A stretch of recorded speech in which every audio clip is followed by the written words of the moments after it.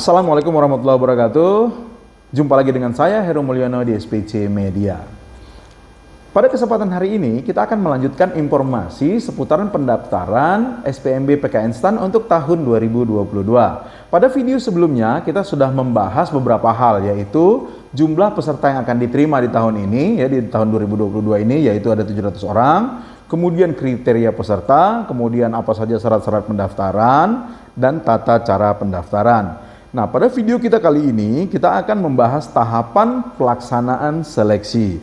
Nah, adapun tahapan seleksi SPMB PKN STAN untuk di tahun 2022 ini dibagi menjadi 4 tahapan. Yang pertama adalah seleksi administrasi.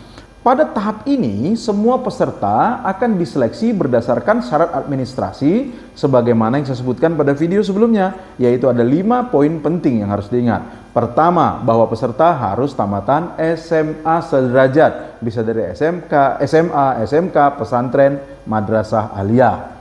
Yang kedua adalah persyaratan nilai, bahwa setiap peserta untuk yang tahun 2021 ke bawah itu nilai ijazahnya tidak boleh kurang dari 70 nilai rata-ratanya ya.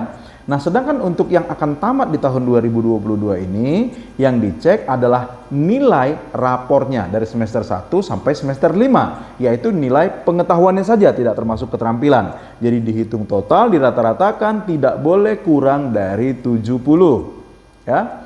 Nah, kemudian persyaratan usia, bahwa setiap peserta memiliki batas atas dan batas bawah usia. Peserta yang diizinkan untuk mengikuti SPMB PKN STAN ini batas bawah usianya adalah 15 tahun. Berarti tidak boleh kurang dari 15 tahun dan tidak boleh lebih dari 21 tahun pada tanggal 1 September 2022. Nah, kemudian berikutnya syarat yang keempat adalah bahwa peserta sudah mendaftar LTMPT untuk mengikuti UTBK. Nah, karena syarat untuk ke PKN STAN itu harus melalui nilai UTBK. Nah, ada pun syarat kelima adalah nilai UTBK-nya, bahwa setiap peserta yang dinyatakan lulus yang memperoleh nilai TPS minimal 600 dan nilai TBI, tes bahasa Inggris, minimal 450. Nah, jika 5 persyaratan penting ini sudah dipenuhi, maka peserta dinyatakan lulus untuk masuk pada seleksi berikutnya, seleksi kedua. Nah, adapun seleksi kedua adalah SKD, yaitu seleksi kemampuan dasar ya. Nah, jadi SKD ini sistemnya adalah CAT dari BKN ya. Jadi ujiannya menggunakan komputer di tempat-tempat yang ditunjuk ya. Biasanya kalau di kota-kota besar itu di gedung BKN-nya ya. Nah, adapun tesnya itu terdiri dari tes wawasan kebangsaan, kemudian tes intelijensi umum, dan tes karakteristik pribadi ya. Nah, adapun setiap peserta ini wajib melewati ambang minimum nilai agar bisa lulus tes SKD ini. Adapun ambang minimumnya adalah bahwa TWK itu tidak boleh kurang dari 65, kemudian TIU tidak boleh kurang ya, tes intelijensi umum tidak boleh kurang dari 80, dan tes karakteristik pribadi tidak boleh kurang dari 166. Nah, jika melewati ambang batas ini, maka peserta akan di-ranking. Nah, berapa peserta yang akan diterima itu sangat tergantung kebutuhan yang ditentukan oleh panitia. Jadi bisa saja secara nilai kamu misalnya melewati ambang, tapi ternyata bisa saja tidak masuk, tidak lulus ya. Misal nilai kamu 350. Ternyata begitu di ranking nilai terendah adalah 400. Maka yang di bawah 400 tidak lulus untuk masuk ke tahap berikutnya. Nah, mengenai berapa nilainya tahun ini itu sangat tergantung dari total nilai yang diperoleh peserta secara keseluruhan ya, dan juga tergantung pada berapa total peserta yang dibutuhkan oleh panitia ya.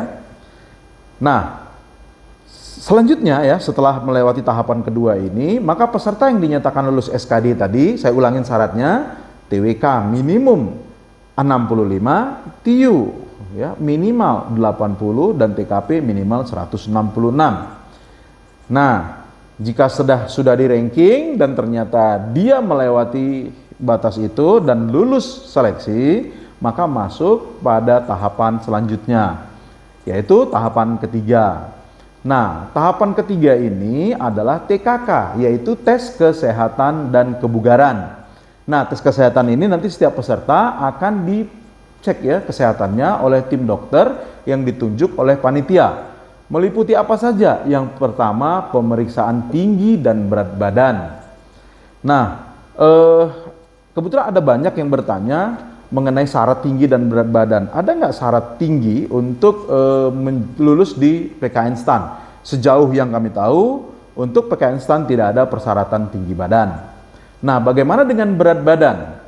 Untuk berat badan, upayakan kalian memiliki berat badan yang ideal. Nah, sepengalaman kami selama lebih dari 12 tahun di bimbingan, ya, siswa yang underweight dan overweight itu cenderung tidak lewat pada tes kesehatan. Nah, ada pengalaman dulu siswa kita tingginya kira-kira 176 atau 78 tuh kurang lebih, dengan bobot kurang dari 50 kilo. Nah, ini underweight, maka ketika dicek kesehatannya dia dinyatakan underweight dan gagal. Nah, ada juga siswa kita yang tingginya 170, hampir 170, ya, 169 atau 170, tapi berat badannya sudah hampir 100, dan itu juga dinyatakan gagal, dinyatakan gugur oleh tim kesehatan karena overweight. Nah, jadi masih ada waktu barangkali ya, beberapa waktu untuk menjaga berat badan yang ideal ya. Nah, untuk berat badannya upayakan BMI. Nah, bagaimana hitungan BMI? Nanti bisa dicek ya di internet. Nah, setahu saya BMI itu adalah tinggi badan dikurangi 110. Jadi misal tinggi kita adalah 170, dikurang 110, 60, maka berat badan yang ideal adalah 60. Jadi kalau hanya 40 itu berarti tidak ideal. Nah, begitu dia. Oke, kemudian tekanan darah. Nah, walaupun tidak ada persyaratan khusus, tapi ketika peserta dicek oleh tim dokter dan tekanan darahnya terkategori tinggi atau sangat rendah, maka ini biasanya mereka akan minta peserta untuk istirahat dulu, untuk menenangkan diri dulu, barangkali takut, berdebar dan segala macam, sehingga tekanan darahnya bisa naik atau turun ya. Dan itu akan mereka lakukan 3 kali paling tidak. Nah, jika setelah 3 kali dilakukan ternyata terindikasi ada hipertensi ya, atau tekanan darah tinggi, maka ini juga secara otomatis dinyatakan gugur. Nah, ada pengalaman siswa kita seperti itu, dia sebenarnya tidak hipertensi, cuman karena gugupnya tekanan darahnya meningkat, 3 kali dicek, 3 kali itu tekanan darah di atas rata-rata, maka dia tidak diperkenankan ikut tes kebugaran. Pada akhirnya dia dinyatakan gugur. Ya, jadi ini untuk diperhatikan. Nah, saran kami bagi adik-adik yang sudah sampai pada tahapan itu untuk bersikap tenang ya, dan jangan gugup ya.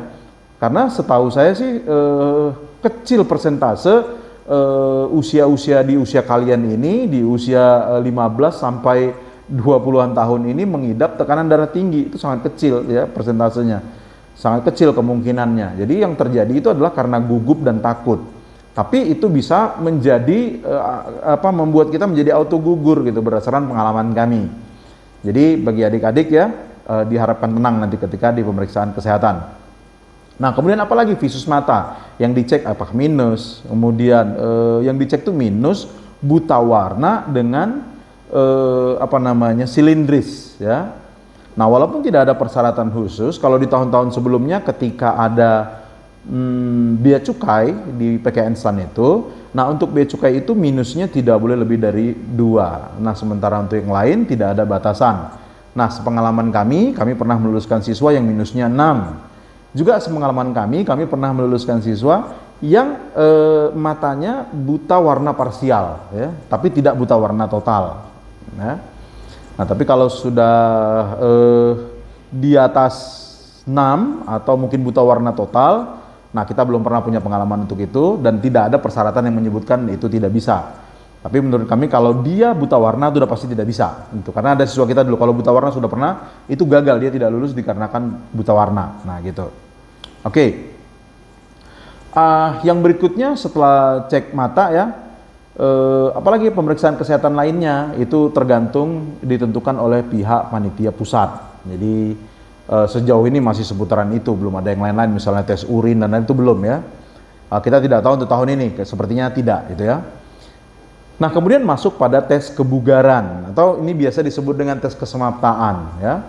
Nah, adapun tes kesemaptaan yang diuji di sini adalah tes kesemaptaan 1 dan tes kesemaptaan 2. Nah, tes kesemaptaan 1 itu adalah lari mengelilingi lintasan.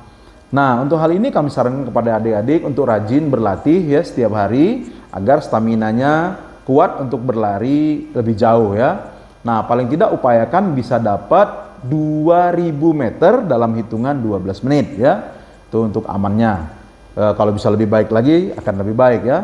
Jadi tes kebugaran di PKN STAN ini tidak seberat pada tes masuk TNI atau Polri ya. Kalau di TNI Polri itu 2000 masih dalam kategori sedikit ya, tapi untuk di PKN STAN kayaknya seperti udah bisa. Karena sepengalaman kami ada siswa kami yang larinya hanya 1000 sekian meter saja itu sudah bisa lulus ya. Nah, kemudian apalagi shuttle run. Shuttle run itu adalah lari membentuk angka 8. Nah, pada shuttle run ini ya mungkin sedikit ya kita membahas tentang shuttle run.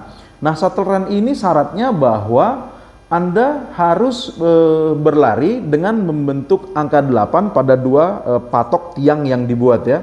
Jadi membentuk seperti angka 8. Anda dinyatakan gagal jika Anda tidak membentuk angka 8, misalnya membentuk huruf 0 atau ya angka 0 ya.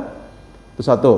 Nah, apalagi Anda jatuh misalnya atau tiang tiang konnya itu yang untuk tempat Anda berputar itu tersentuh dan jatuh. Nah, itu dinyatakan gagal. Biasanya Anda dikasih kesempatan 3 kali. Nah, ketika 3 kali tidak berhasil, maka Anda dinyatakan gagal. Nah, kemudian pull up ya. Nah, pull up itu yang di tiang ya. Bagi cowok, bagi cewek itu biasanya chinning ya. Nah, untuk pull up ini sama seperti yang tadi juga bahwa untuk di PKN STAN ini tidak seberat masuk TNI dan Polri. Syaratnya asal bisa aja, mungkin 2 kali 3 kali itu sudah cukup ya. Nah, untuk chinning juga tidak harus sampai 40-50-an ya, asal sudah bagus gerakannya, tapi kalau bisa memang nilainya sempurna dan baik ya tentu saja itu lebih baik ya. Nah, kemudian yang ketiga adalah push up ya. Nah, push up ini kalau di angkatan atau di Polri itu biasanya di angka 48-an ya. Di sini di 40 saja mungkin sudah bisa karena ada siswa kita yang hanya 20-30 juga sudah lulus gitu. Nah, intinya dia bisa push up dengan baik ya.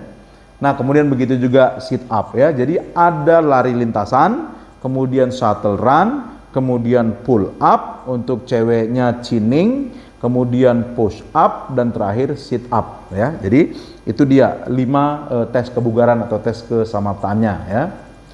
Nah, jika peserta dinyatakan lulus, maka lanjut pada tahapan yang terakhir, yaitu tahapan keempat. Nah, tahapan terakhir ini adalah tes wawancara. Itu dia. Nah, jadi ada tes wawancara. Pada tes ini ya biasanya dilakukan dengan cara online ya. Dikarenakan COVID. Kalau sebelum-sebelumnya itu dia biasanya langsung ya, offline. Nah, di kondisi COVID ini biasanya online dengan video conference ya. Nah, apa dan bagaimana melewati tes wawancara nanti kita akan bahas pada video-video selanjutnya.